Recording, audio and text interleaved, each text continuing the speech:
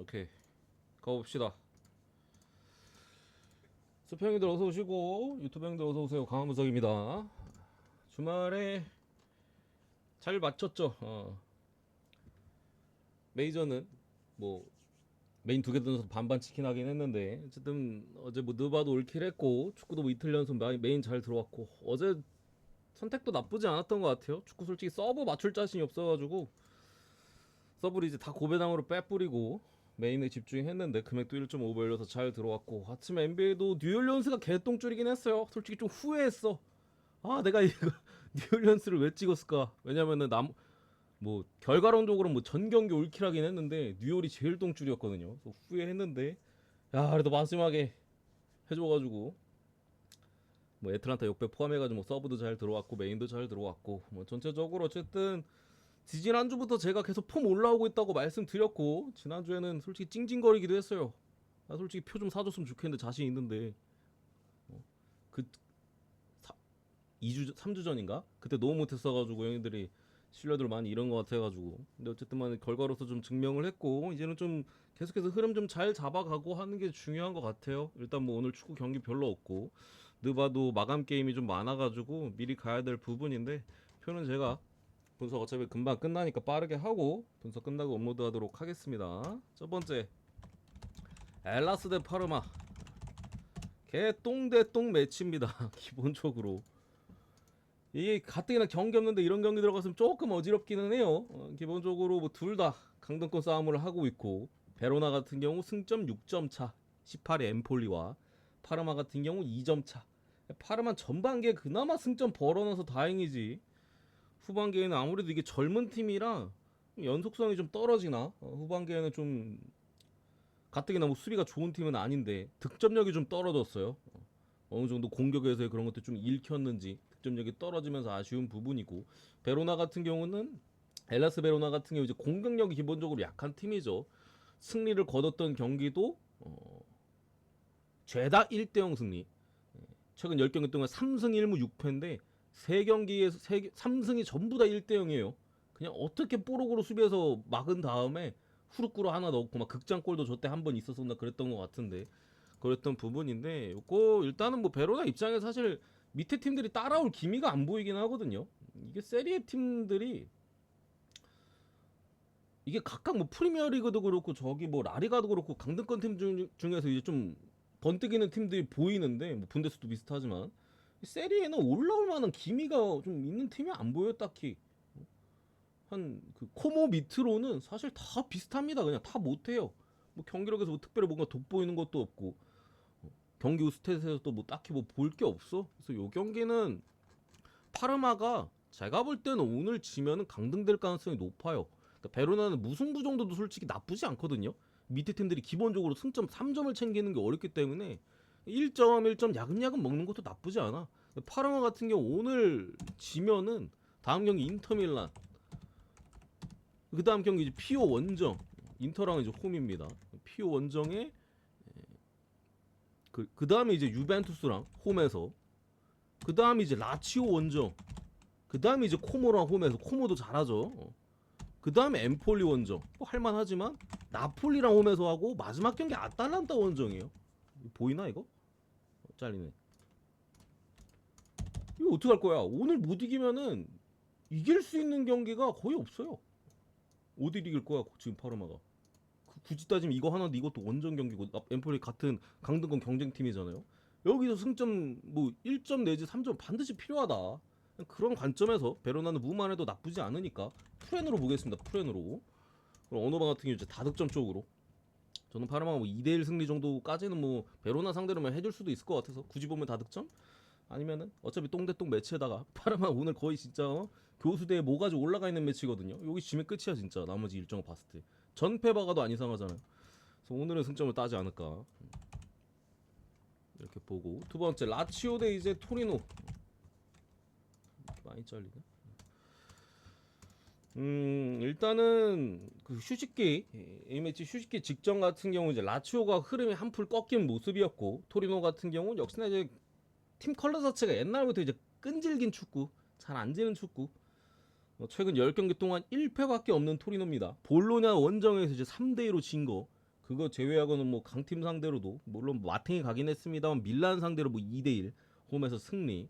또 이제 뭐 아탈란타 원정이나 뭐 유벤투스 경기도 피오렌티나 경기도 잘 버티면서 이제 무정도는 했었죠. 기본적으로 잘 안 지는 부분은 일단은 뭐 강점이라 볼 수 있고 라치오 같은 경우는 전반기에 그 한창 좋았던 흐름이 꺾이긴 했어요. 기본적으로 이제 부상에 관련된 이슈가 계속해서 좀 발생을 하고 있는데 카스티아노스가 지난번에 복귀했었거든요. 오늘 또 부상이네. 얘가 빠지면 기본적으로 공격에서의 좀 아쉬움이 있어요. 워낙 이제 조립도 잘 해줄 뿐더러 직접적으로 득점 많이 가담해주는 이제 최전방 공격수이기 때문에 카스테냐스가 빠진 상황에서 라치오의 공격이 좀 무뎠던 적이 분명히 많았었고 물론 뭐 이삭센 이런 선수들의 한 방은 있긴 합니다만 전체적으로 짜임새나 이런 것들이 좀 아쉽긴 하죠. 오늘 같은 경우 미드필더 쪽에 이제 베시노도 빠지는 부분인데 전체적으로 이제 국대를 다녀온 선수들도 그래도 뭐 특히나 미드필더 쪽에서는 꽤 있는 부분이고 한 부분에 있어서 라치오가 글쎄요 이긴다면 한 점 차 승리지 않을까. 토리노 기본적으로 잘 비비는 팀이고 지더라도 마인승은 잘 안 내주긴 하거든요. 더군다나 최근 10경기 동안 1패밖에 없을 정도로 나쁘지도 않고 올 시즌에 원정에서 당한 올 시즌 홈에서 4승 6무 아니 토리노가 올 시즌 원정에서 리그 성적이 4승 6무 5패거든요. 근데 5패 중에 4번이 햄무예요. 그러니까 4번이 홈팀이 1점 차 승리. 2점 차로 진 게 이제 유벤투스한테 2대 0으로 진 거. 이거는 근데 더비전이긴 합니다. 유벤한테 2대 0으로 진 거는 토리노 더비전이잖아. 유벤투스 토리노 있으니까. 더비전에 2점 차 패배한 거 말고는 진 경기가 다 한 점 차입니다. 다 한 점 차. 이제 무승부도 굉장히 많고 특히나 뭐 라치오가 아무리 그래도 질까? 설마 질까 하는 마음으로 무승부무 보겠습니다. 무승부무 보고 언어반은 언더 1대1 무승부 정도. 무가 조금 더 괜찮은 것 같은 느낌적인 느낌은 있는데 모르겠습니다. 뭐 이길 수도 있지. 넘어가고 마지막 이제 셀타비고 대 저기 라스팔마스.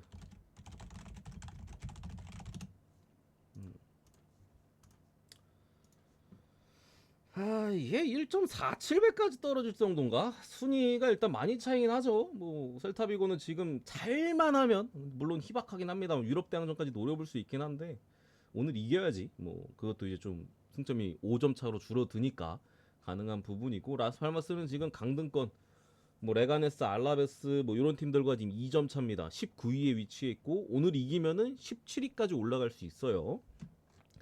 어쨌든 셀타비고 같은 경우 이제 큰 결장자가 있습니다. 민게사 뭐 출전 정지로 이번 시즌 어쨌든 민게사가 엄청나게 스텝업을 했어요. 측면에서 올라오는 굉장히 날카로운 크로스. 난 얘가 이번 시즌 초반에도 보면서 이렇게 킥이 좋았나 싶기도 해요. 바르셀로나에 있던 놈이죠. 벌써 3골 5개의 도움. 사이드백인데 공격 포인트가 8개야. 오늘 출전 정지로 기본적으로 빠지는 부분이고 참고로 올 시즌 민게사가 빠진 경기에 셀타비고 승리가 없습니다. 물론 결장을 많이 하진 않아. 3경기 빠졌거든요. 3경기.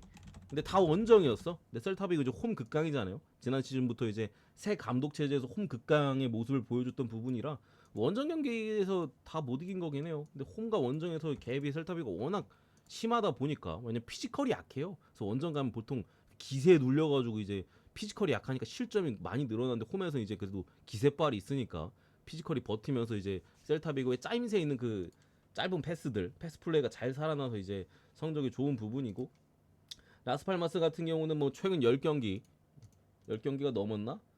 거의 뭐 11경기 동안인가? 10경기 동안인가 승리가 없습니다. 그나마 이제 지난 경기 알라베스전에 이제 추가 시간에 2골을 넣으면서 무승부를 캐면서 승점 1점 정도는 챙긴 부분인데 어쨌든 근데 라스팔마스 입장에서는 그 10연속 승리를 못 거둘 때보다는 지금 상황이 조금 더 낫기는 해요. 제가 지난 알라베스전에도 분석을 해드렸습니다만 그때는 부상자가 되게 많았어요. 파비오 실바도 그 10연패 기간 아니 10연속 무승할 때 그 기간에 대부분을 좀 빠졌던 걸로 기억하고 뭐 전방에 뭐 여러 선수들 수비 쪽에도 좀 뭐 맥케나나 뭐 이런 자원도 좀 중간중간에 빠져 있긴 했었거든요. 근데 오늘은 거의 풀라인업에 가깝습니다. 킬리안 로드리게스 앞서네. 킬리안인가? 어쨌든 그 로드리게스라는 놈이 있는데 얘 정도 빠지는 거 말고는 풀이에요. 이 정도로 라스팔마스 라인업이 부상자가 적었던 적은 제가 볼 때 기억이 잘 안 나. 그동안 이제 특히 올해 2월 해가지고 3월 해가지고 부상자가 굉장히 많았었던 부분에 있어서 복귀를 한 타이밍에 어쨌든 승점 1점을 캤고 지난 알라베스전의 경기력이 막 나쁘진 않았거든요. 홈이었던 이점도 있지만 그런 부분들이 조금 이 경기를 어렵게 하지 않나. 저는 셀타비고가 승리할 가능성이 뭐 당연히 뭐 라스팔마스 이길 가능성보다 높다고 보긴 하는데 뭐 아리까리에 이거를 일반승을 봐야 될지 무승부 햄무로 좀 틀어야 될지 아리까리하기는 한데 그래도 어쨌든 간에 셀타가 홈에서는 아주 강한 모습을 보여주는 건 분명히 맞고요. 홈에서도 거의 뭐 그 셀타비고 홈에서 못 이긴 팀이 빌바오, 바르셀로나, 레알, 꼬마 그리고 지로나. 지로나 저는 좀 아쉽긴 했어. 이때 근데 경기력은 좋았습니다. 제 기억이 나는데 경기가 전반기 이제 9월 말에 했던 경기 1대1로 비겼는데 경기는 잘했어요. 스코어만 1대1이고 그 외의 팀들 상대로 전승입니다. 전승. 물론 오늘 제가 볼 때는 무가능성이 아예 없다고 보지는 않는데 그래서 무승부 햄무나 아니면 일반승 보실 분들은 햄무 쪽이 좀 더 괜찮지 않을까? 라스도 경기력이 조금 올라온 뭐 그런 부분도 있기 때문에 뭐 막 대패를 하거나 민계사도 빠지고 뭐 그런 부분에 있어서 대패할 가능성은 없을 것 같아요. 참 뭐 민계사도 있고 저기 그 공격 쪽에 스웨드버그라고 그 아이슬란드 놈 올 시즌에 나쁘지 않거든요. 보통 이제 전반전 뛰고 후반전에 교체되긴 하는데 지난 시즌인가 지지난 시즌에 유망주 하나 사와가지고 나름 잘 키웠어 셀타가. 얘도 오늘 빠집니다. 전방에 뭐 2선 자원으로 분류할 수 있는데 어쨌든 주전급이라고 해야 되나? 주전 로테이션급? 전방에 한 명 또 빠지는 부분이 있어서 고민을 좀 했는데 무햄무를 볼지 승을 보면서 햄무를 볼지 둘 다 뭐 비슷비슷한 것 같아요. 무햄무 찍어도 제가 볼 때 무방하긴 합니다. 근데 그렇게 따지면 오늘 뭐 무햄무만 세 경기 중에 두 경기를 보는 그런 부분이라 뭐 일반승 정도 봐줬고요. 햄무 정도 보겠습니다. 햄무 정도 여기까지 보고 축구는 의바로 넘어가서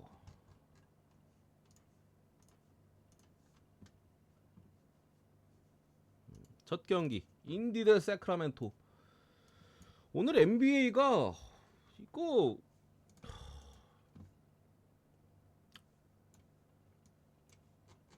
그러니까 딱 전력만 봤을 때 기준점이 그러니까 핸디캡 기준점이 이게 맞나 싶은 경기들이 좀 있어요. 그죠? 가뜩이나 오늘도 개정배대회 아니었습니까 형님들 아침에?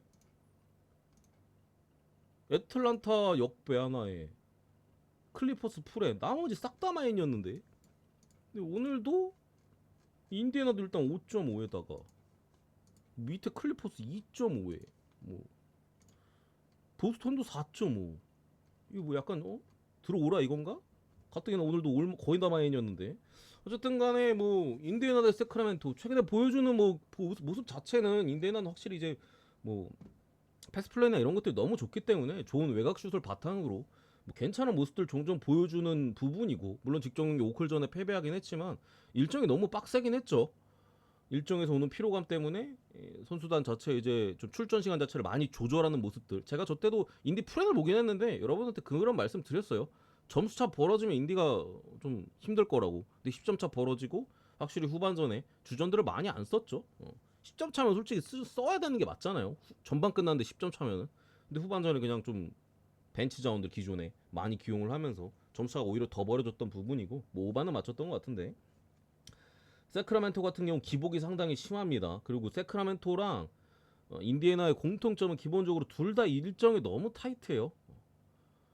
3월 중순부터 3월 말까지의 일정이 둘 다 NBA 30개 팀들 중에 가장 타이트하다고 봐도 무방할 정도로 뭐 레이커스 정도 제외하면은 굉장히 둘 다 타이트한 부분에 있어서 세크라멘토도 뭐 기복이 굉장히 심한 모습들 질 때 정말 무기력하게 대패하는 모습들을 종종 자주 보여줬었고 인디애나 같은 경우는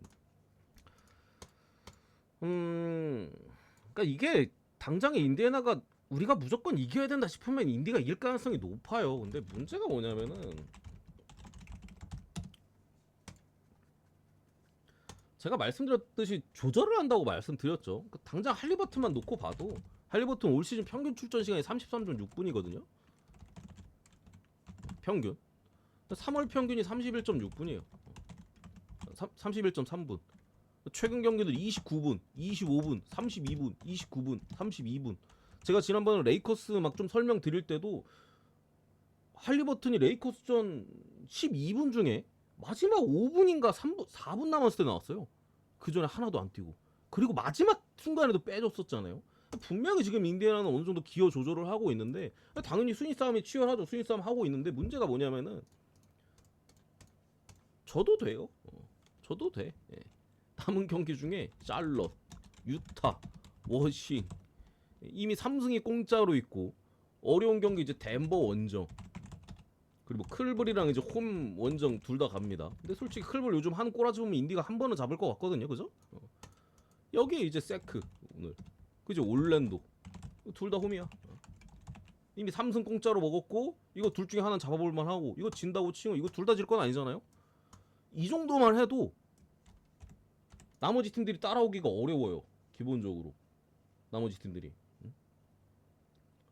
디트로이트 일정 쉽지 않고요. 미러키 일정 어렵고 그렇다고 뭐 애틀란타는 이미 끝났고 나머지 디트랑 미러키가 인디애나 자리를 추월하기가 어려워 일정상으로. 일단 3승이 공짜기 때문에 당연히 선수들을 계속 조절해주고 할리버튼 같은 경우 특히나 이제 허리 쪽에 고질병이 있잖아요. 신경을 안 써줄래 안 써줄 수가 없거든요. 3월 중순쯤에 할리버튼의 허리가 3월 중순이었나 초였나 그때 한번 도졌어요. 그래가지고 중간에 막 빠졌던 기간이 있잖아.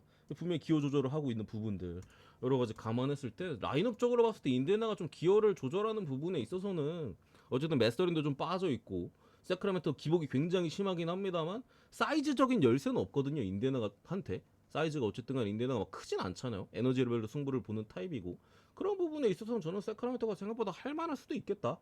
인디가 좀 주전들 갈아놓고 근데 원래 인디가 막 엄청 갈아놓는 타입은 아닌데 어쨌든 최대한 좀 이기려는 식의 선수 기용을 하고 하면은 빡셀 수 있겠다라는 생각은 드는데 어쨌든 세크라멘토는 갈 길이 바쁘고 인디애나 같은 경우는 지금 뭐 승리도 승리 당연히 이기는 게 더 좋겠지만 선수들이 어쨌든 몸 상태나 이런 것들을 더 신경 써주는 타이밍이라 저는 세크라멘토 프랜승 보겠습니다.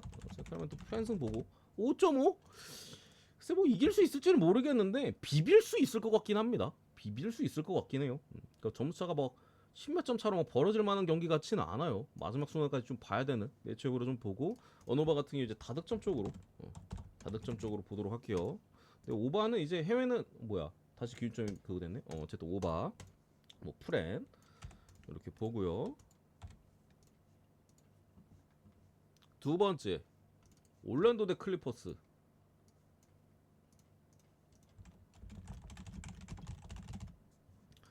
일단 클리퍼스가 뭐 오늘 그 클리블랜드한테 리벤지를 좀 당하기는 했죠. 뭐 지난번에 홈에서 한번 잡았기 때문에 클브도 자존심이 있죠. 근데 어쨌든 4쿼터에 좀 전수차가 많이 좁혀져서 결국 프레는 해줬던 부분이고 노먼 파일이 이제 34점 넣으면서 다시 좀 깨어나는 모습들. 제임스 하든은 야투는 아쉬웠긴 했습니다만 어쨌든 파일이 좀 살아난 부분들 그 밖에 뭐 벤치전을 준수한 활약을 좀 보여줬던 부분인데 어쨌든 내일은 레너드가 복귀합니다. 백투백 경기였기 때문에 오늘 이제 관리 차원에서 클블전은 좀 빼줬었고 올랜도는 나오는 부분인데 일단 양 팀의 경기력에 대한 차이는 그래도 분명히 큽니다. 올랜도가 분명히 이제 그 코렌 써니가 빠지고 지금 선발 라인업에 들어가 있는 누구야 코리 조셉을 주전으로서 좀 출전 시간을 많이 준 이후부터는 수비에서 에너지가 굉장히 많이 살아났어요. 코렌 써니가 어쨌든 그리고 볼을 좀 잡아먹고 슛그 포지션을 좀 그러니까 좀 슛이나 이런 걸 던질 수 있는 그런 기회 자체를 많이 가져가는 선수이기 때문에 효율이 잘 안 나오는데 오히려 좀 반케로나 뭐 프란츠 바그나 이런 올랜도 에이스 자원들의 공격을 조금 더 갉아먹는 그런 느낌이 있었거든요. 근데 오히려 앤서니가 빠지면서 수비는 더 좋아지고 그리고 프란츠 바그나도 반케로가 조금 더 일선에 나서면서 물론 의존도가 높습니다. 높은 건 단점이긴 한데 그러면서 이제 최근에 좀 많이 살아난 모습인데 변수는 제가 볼 때 그거예요. 올랜도가 까다로운 이유는 거칠어서 까다로워요. 굳이 뭐 축구랑 농구는 아예 다릅니다. 굳이 따지면은 옛날에 막 스토크 시티 같은 팀 있잖아. 그런 팀이 올랜도가 NBA에서 따지면은. 그래서 막 강팀들이 보통 붙을 때 왜냐면 부상 위험도 되게 크고 체력적으로 힘들어요. 그래서 강팀 입장에서 얘네 못 이겨도 다른데 이기자면서 약간 결국에 체력이 빠지니까 좀 고전하는 같이 좀 약간 늪으로 들어가는 그런 부분인데 저는 어쨌든 클리퍼스가 갈 길이 굉장히 바쁩니다. 뭐 직전에 레너드도 빼줬고 뭐 직전 클블전도 경기 운영하는 걸 봤을 때 클리퍼스가 글쎄요 백투백 경기고 사실 클블 상대로는 좀 출전 시간 조절해주고 오늘 그러니까 내일 있을 올랜도전에 힘을 많이 쓸 법도 하잖아요. 근데 그런 것도 아니에요. 노맨 파일 39분, 뭐 주바치도 37분, 제임스는 35분. 질 생각이 없어요. 얘들은 지금. 오늘 경기도 결국에는 뭐 올랜도가 어려운 팀이긴 합니다만 2.5 기준점에서는 이거 올랜도로 쉽게 찍을 수 있나 싶은 생각이 듭니다. 클리퍼스 마인슨 보도록 할게요. 마인슨 승에 마인슨까지. 변수는 어쨌든 간에 부상 거칠기 때문에, 그리고 이제 힘이 백투백이기 때문에 거친 팀만 하면 더 힘이 빠지잖아. 그런 부분이 있다고 봅니다. 그리고 벌써 8시 20분이네? 왜 이렇게 분석이 길어졌지? 아니, 워싱턴 대 마이애미.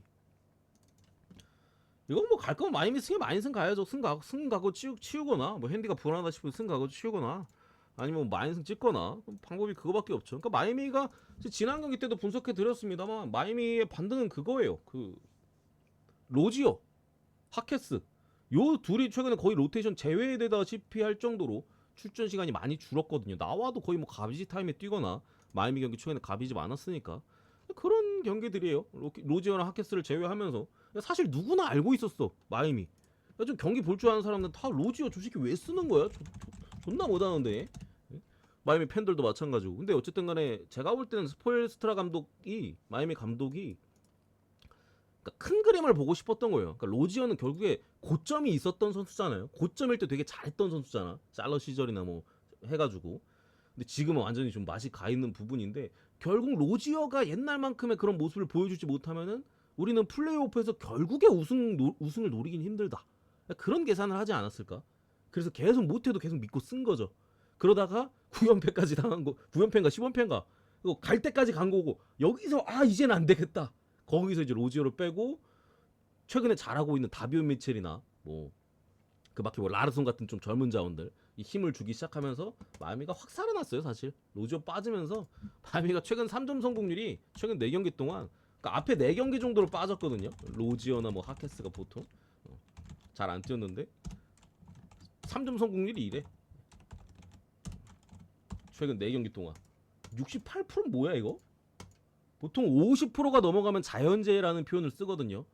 저거는 진다. 실제로 마이애미 3점 성공률이 50%가 넘었을 때 제가 알기로 한 5, 6년 동안 진 적이 없어요. 전승이야 전승. 5년 넘게 3점 성공률 50%가 넘었을 때. 근데 뭐 최근 그냥 평균만 잡아도 50%가 넘죠. 그 타일러 히러가 기본적으로 완전히 살아난 모습이고, 하케스 같은 경우도 골 밑에서 어떤 돌파나 이런 것들은 좋긴 합니다만 외곽이 없는 선수거든요. 그러니까 디시전 메이킹이 9대기인 로지어 빼고 외곽이 안 되는 하케스 빼고, 그러니까 마이애미 최근에 좋은 모습을 보여줄 수밖에 없는데, 문제는 그겁니다. 좀 전에 3점 성공률 보셨죠?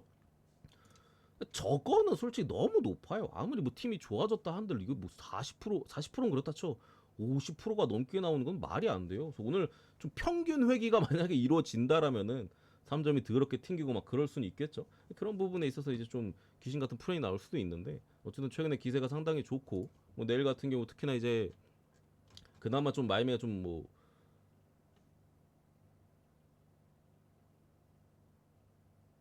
공격이 답답할 수는 있는데, 워싱턴 같은 게 어쨌든 기본적으로 수비가 안 되는 팀입니다. 뭐 선수들도 워낙 많이 빠져 있고 한 부분에 있어서 뭐 그래도 마인승 뭐 이렇게 보겠습니다. 많이 불안하면은 언더로 가야 되지 않을까? 많이 불안하면. 근데 워싱턴 경기 언더 찍기 좀 빡세요. 수비를 안 해가지고 쟤들이. 그래서 승의 마인승 이렇게 보고, 멤피스 대 보스턴. 일단은 뭐 멤피스 지난 경기, 일단 멤피스의 감독 제인킨슨 감독이 지난 경기 전에 저는 잦은 사퇴한 줄 알았더니 그 경질이었더만요. 그러니까 경질이 된 부분인데, 사실 레이커스 전에 뭐 크게 달라진 게 없었어요. 감독이 좀 마음에 안 들어서 잘랐으면 뭔가 좀 경기하는 방식이나, 뭐 제가 지난번에도 말씀드렸지만 결국에 5아웃 형태에서 좀 컷에 들어가는 이제 방식들, 그런 것들보다 이제 피켄롤에 있어서 선호도가 높았기 때문에 젠킨슨 감독을 자른 걸로 보통은 알려져 있었는데, 글쎄 막 그렇게까지 막 피켄롤 빈도가 높았던 것 같지는 않아요. 제 생각에는 비슷하게 좀 했던 것 같은 부분이라 뭐가 달라졌는지 솔직히 잘 모르겠는데, 어쨌든 그나마 긍정적인 부분은 이제 자잭주가 지난 경기 그나마 좀 좋은 모습을 보여줬다라는 거. 물론 파울 트러블이 일찍 걸려가지고 많이 출전 시간을 가져가진 못했지만, 자책주가 사실 그전 경기들은 잘 못했었거든요. 복귀 이후에 그나마 좀 좋았던 부분들이 좀 괜찮았던 부분이고, 데스맨 베인도 어쨌든 간에 야투감 자체는 상당히 좋았습니다. 그래서 뭐 긍정적인 부분도 있고 뭐 비슷했던 부분도 좀 있는데, 어쨌든 간에 상대가 보스턴이야. 상대가 보스턴. 제일런 브라운이 GTD에 걸려있긴 합니다만 라인업 봐봐. 보스턴 같은 경우 더군다나 최근에 경기를 하는 걸 보면은 슛이 들어갈 때는 좀 수비를 설렁설렁하게 할 때도 있습니다. 근데 슛이 안 들어간 날은 수비로 이겨요. 그래서 뭐 최근에 그냥 거의 뭐 싸그리 긁어먹고 있는데, 다만 변수는 그거예요. 변수는 보스턴이 원정 지금 6연전째라는 거. 자꾸 왜 적지도 않고 하냐? 원정 6연전. 당연히 일정적으로 피로가 올 수밖에 없고, 특히나 이 원정 지금까지 5연전까지 치렀잖아요. 치르는 동안 샌안토니오전이 이제 12.5 마인이었나? 근데 10점 차로 이겼잖아요. 저 경기 빼고 올 마인 했어요. 올 마인. 직전 샌안전에는 확실히 이제 5연전 타이밍이어서 그런가 아깝게 이제 뭐 핸디캡은 못 가져온 부분이고, 그런 게 또 이어지는 6연전, 이거에 대한 변수는 있는데, 사실 저는 지금 멤피스 근데 직전 경기 야투감이 좋았던 애들이 있어가지고 좀 신경 쓰이긴 해요. 그래서 이 경기는 그래도 보스턴을 보거나 아니면 이제 오바 쪽으로 틀 수는 있을 것 같아요. 멤피스의 전체적인 야투감 자체가 지난 레이커스전에 나쁘지는 않았거든요. 보스턴도 어쨌든 간에 피로도를 좀 느낄 만한 타이밍인 거는 분명해 보이고, 그렇다라면 아무래도 좀 수비 쪽일 가능성이 높아요. 멤피스가 지금 수비가 좋지는 않거든요. 보스턴이 슛이 안 들어가는 거 아니면 득점 자체 많이 해줄 수 있는 부분들. 난 보스턴 가는 게 쫄린다 하면은 다득점 쪽으로 선택하는 것도 나쁘진 않다. 보스턴 승에 마인 승에 오버까지 이렇게 보겠습니다. 넘어가고 오클 대 시카고. 시카고가 지난 경기도 극장을 쓸 뻔하긴 했습니다. 댈러스 상대로 점수차가 한 10점 차까지 벌어졌었나? 그랬던 걸로 제가 기억을 하는데, 결국에 마지막에 1점 차로 패배를 했고요. 이게 제가 지난번에 조시 기드가 그 레이커스 전에 말도 안 되는 그 버저를 넣었잖아요. 진짜 거의 슈퍼 버저였는데, 제 경기하다 분석하다 그러지 않았어요? 조시 기드가 저 영상 그 찾아보느라고 잠을 설치지 않을까 그런 멘트를 쳤는데, 진짜 직전 경기 조시 기드가 졸전을 펼쳤습니다. 거의 한 달 동안 이렇게 못한 경기가 없을 정도로 못했어, 지난 경기. 내가 볼 때 진짜 그 영상 계속 돌려보다가 밤샜어. 저도 30번 이상을 봤거든요, 그 영상을. 너무 이제 멋있으니까. 기대 한 1000번은 봤을 거야. 밤 아마 잠도 못 잤을 것 같은데, 지난 경기 어쨌든 간에 27분 뛰면서 슛도 9개 중에 2점 3개, 3점은 3개 중에 다 튕겼고, 뭐 필드골 성공률 25%에 그냥 졸전을 펼쳤죠. 오늘 경기 어쨌든 GTD에 떠 있는 부분이고, 시카고 같은 경우 더군다나 이제 케빈 허더 최근에 슛감이나 공격에서 메이킹 등에서도 꽤나 관여를 해주면서, 뭐 수비나 좀 아쉽지만 어쩔 수 없이 백인 가드다 보니까 공격에 있어서는 이제 활로를 많이 열어주는 역할을 했었는데, 내일 경기 빠집니다. 거기 조시 기디도 뭐 직전 경기 몸 상태가 어쨌든 안 좋긴 했으니까 GTD 걸려 있는 것 같은 부분이고, 오클 같은 경우는 뭐 약점이 없어요 사실. 굳이 내일 경기 약점이 발생을 하려면은 홈그랜, 하텐슈타인, 제일린 윌리엄스, 지금 빅맨 3명이 GTD에 다 걸려 있습니다. 그러니까 OKC의 작년의 약점이 어쨌든 간에 그 높이, 결국에 그런 부분들이었잖아요. 지금 빅맨 3명이 또 걸려 있어. 얘 3명이 빠지잖아요. 그럼 작년 OKC야. 작년에 근데 높이에서의 좀 리바운드 계속 따이고 그냥 그런 게 있었잖아요. 그래서 그렇다 보니까 이제 외곽이 안 들어갔을 때 상대 높이에는 계속 당하고, 외곽은 안 들어가고, 그래서 뭐 허무하게 지는 그런 경기들이 많고, 플레이오프 때 마찬가지였잖아. 그런 변수가 있어 내일. 이 3명 다 빠지잖아요. 부세비치 누가 할 거야? 물론 부세비치 자체한테 볼 투입 자체를 어렵게 만들 수는 있겠죠. 수비가 앞선 수비가 워낙 좋으니까. 근데 기본적으로 외곽이 안 들어갔을 때는 굉장히 좀 어려울 수는 있다. 이 3명 다 빠지면은. 여기다가 OKC가 최근에 외곽 성공률이 엄청나게 좋았어요.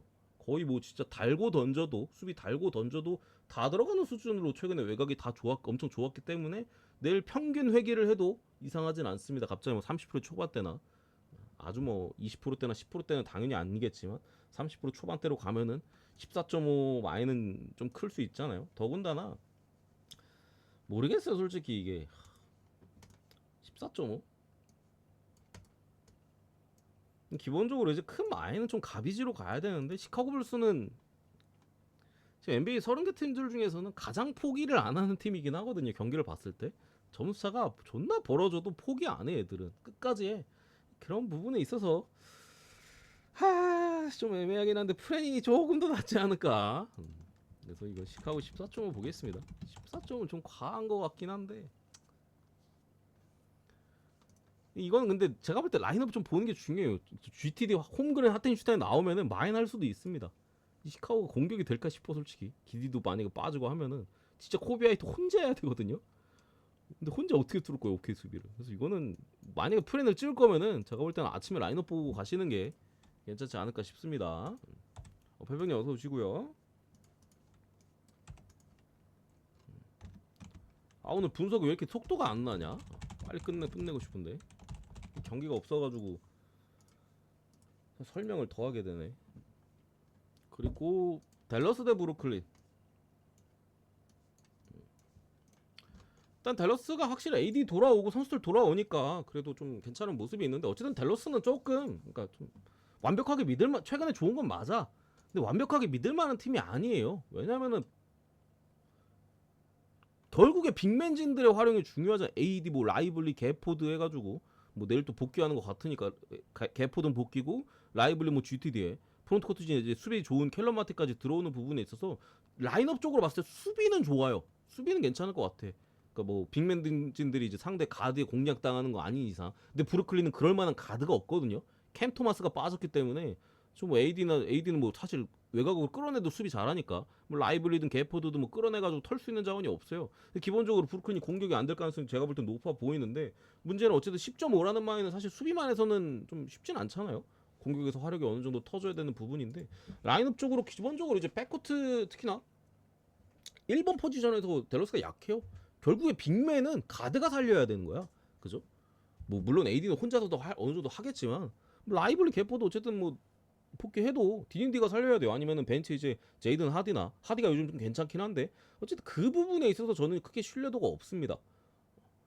뭐 그나마 뭐 만만한 올랜도나 이런 팀들 간의 대결에서는 어쨌든 간에 뭐 수비나 높이 뭐 이런 부분에서 크게 약점이 없었기 때문에 댈러스가 뭐 꾸역꾸역 해가지고 잘해줄 수 있었는데 브루클린 같은 팀 상대로 이제 큰 점차로 이기려면 결국 화력이 터져야 되는 부분인데 저는 화력에 있어서는 아직 의문부호가 조금 있기 때문에 언더를 먼저 보고요.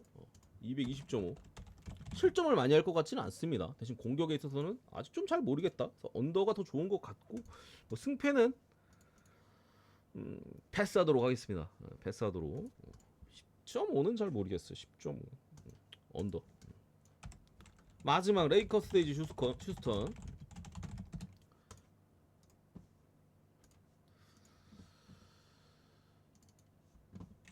또 저리 가고 재밌겠다. 분석은 분석이고 일단은 재밌겠습니다.